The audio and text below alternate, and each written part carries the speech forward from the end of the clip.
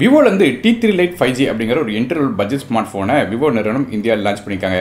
Vivoவோட அந்த T3 Lite 5Gல என்ன விஷயங்கள் தராங்க அப்படிங்கறத டீடைலாக இந்த வீடியோல பேசலாம். வீடியோக்குள்ள போக முன்னாடி சேனலை சப்ஸ்கிரைப் பண்ணிருங்க. பக்கத்துல பெல் ஐகானை பிரஸ் பண்ணி தொடர்ந்து உங்க ஆதரவு தாங்க. மூல இந்த போன்ல இருக்கிற டிஸ்ப்ளேல இருந்து ஆரம்பிக்கலாம். இந்த போன்ல ஒரு 6.56 இன்ச்க்கான HD+ ரெசல்யூஷன் உள்ள LCD டிஸ்ப்ளே கொடுக்கறாங்க. 20:9 ஆஸ்பெக்ட் ரேஷியோல வந்து இந்த டிஸ்ப்ளேக்கு நமக்கு வந்து 90 Hzக்கான ரெஃப்ரெஷ் ரேட் கொடுக்கறாங்க. மேலும் பிரைட்னஸ் பொறுத்தவரை 840 Hz வரையும் போகுது. அது மட்டும் இல்லாம இந்த டிஸ்ப்ளே வந்து ஒரு வாட்டர் ஆப் நாச் டிஸ்ப்ளேயாக வருது. சோ டிஸ்ப்ளே பிரைசிங் வச்சு கம்பேர் பண்ணி பார்க்கும்போது பெருசா ஒன்றும் குறை சொல்ல முடியாது. ஆனா வந்து நமக்கு வந்து ஒரு பஞ்சுவல் டிஸ்ப்ளே கொடுத்திருந்தா இன்னும் கொஞ்சம் பெட்டராக இருந்திருக்கும் தோணுது. மத்தபடியாக வந்து டிஸ்ப்ளே ஓகே தான். அடுத்தபடியாக இந்த போனோட பெர்ஃபார்மன்ஸ் பத்தி பார்க்கலாம். இந்த போன்ல நமக்கு MediaTekோட Dimensity 6300 அப்படிங்கிற ஒரு 6 nm ப்ராசஸர் கொடுக்கறாங்க. இது ஒரு 2.4 GHz கான Cortex A76 கோர்ஸ் பேஸ் பண்ணிக்கிற ப்ராசஸர் வருது. கிராஃபிக்ஸ்கா மாலியோட G57 MC2 GPU கொடுக்கறாங்க. சோ இந்த ப்ராசஸரோட பெர்ஃபார்மன்ஸ் எப்படி இருக்கும் அப்படினு பாக்கும்போது இதோட ரேங்கிங் மற்றும் ஸ்டாட்டிஸ்டிக்ஸ் இப்போ நீங்க ஸ்கிரீன்ல பார்க்கலாம். இந்த ப்ராசஸருக்கு 79 ரேங்க் வருது. அது C கிரேட் ப்ராசஸரா கொடுக்கறாங்க. மார்க் அப்படினு பாக்கும்போது 100க்கு 40 மார்க் வருது. சோ இந்த ப்ராசஸரால நமக்கு வந்து ஆப்ஸ் ரன் பண்ண முடியும். மல்டிடாஸ்கிங் ஓரளவு லைட்டா பண்ணலாம்.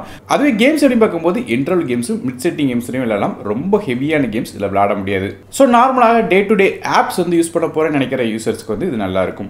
ஆனால் இந்த ஃபோனை நோட் பண்ண வேண்டிய விஷயம் ஒன்று இருக்குது. அதாவது இந்த ஃபோனோட ரேம் மற்றும் இன்டர்னல் ஸ்டோரேஜை கவனிக்கணும். அதை மட்டும் பார்க்கும்போது இந்த phone 4GB RAM with 120GB storage மற்றும் 6GB RAM with 120GB storage அப்படிங்கிற ரெண்டு கான்ஃபிகரேஷன் வருது.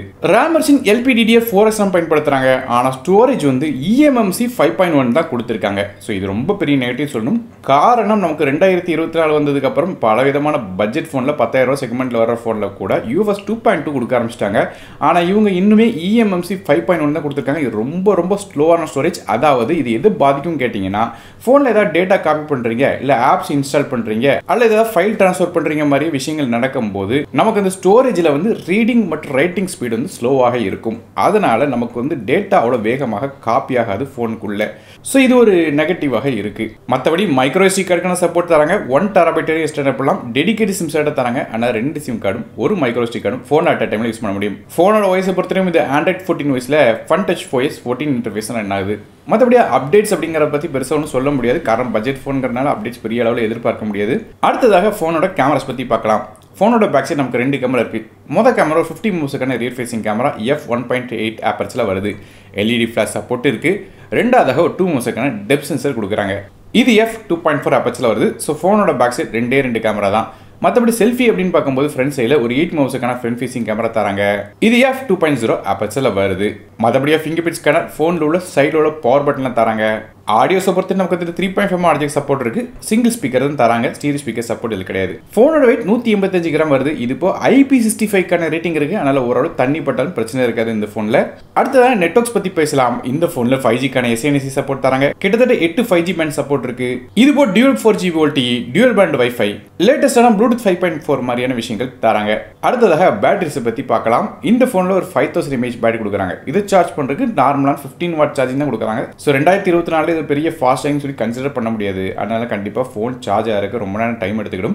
சார்ஜ் பண்ணுறதுக்காக USB Type-C போர்ட் தராங்க. கலர்ஸை பொறுத்தவரை இது வந்து வைப்ரண்ட் கிரீன் மற்றும் மெஜஸ்டிக் பிளாக் அப்படிங்கிற 2 கலர்ஸ் வருது. கடைசியாக இதோட விலையை பற்றி பேசலாம். 4GB RAM with 120GB storage விலை 10,499க்கும் 6GB RAM with 120GB storage விலை 11,499 அப்படிங்கிற விலையில் ஃபிளிப்கார்ட் வெப்சைட்டில் விற்கிறாங்க. ஸோ இந்த ஃபோன் வாங்கணும்னு வச்சிங்கன்னா பைலிங்ஸ் டிஸ்கிரிப்ஷன் கொடுக்குறேன். ஸோ கொடுத்துருக்கிற ப்ரைசிங் வச்சு கம்பேர் பண்ணி பார்க்கும்போது இந்த ஃபோனோட நெகட்டிவ் அப்படின்னு சொல்லணும்னா நமக்கு இந்த ஸ்டோரேஜில் eMMC 5.1 தான் கொடுத்துருக்காங்க. மற்றபடி ஃபாஸ்ட் சார்ஜிங் ஒரு 15 வாட் தான் கொடுத்துருக்காங்க. ஸோ இது ரெண்டும் நெகட்டிவ்னு சொல்லலாம். மற்றபடியாக பெரிய அளவில் குறை சொல்கிற மாதிரி இல்லை. ஸோ நீங்கள் இந்த விவோட T3 Lite 5G பற்றி நினைக்கிங்க அப்படிங்கிறத கீழே கமெண்ட்ஸ் மென்ஷன் பண்ணுங்க. வீடியோ பிடிச்சினா ஒரே லைக் கொடுத்துருங்க. உங்கள் ஃப்ரெண்ட்ஸ் ஃபேமிலிஸ்க்கு ஷேர் பண்ணிவிடுங்க. நானும் டெக் தமிழுக்காக மற்ற வீடியோஸ் வரை நன்றி, வணக்கம்.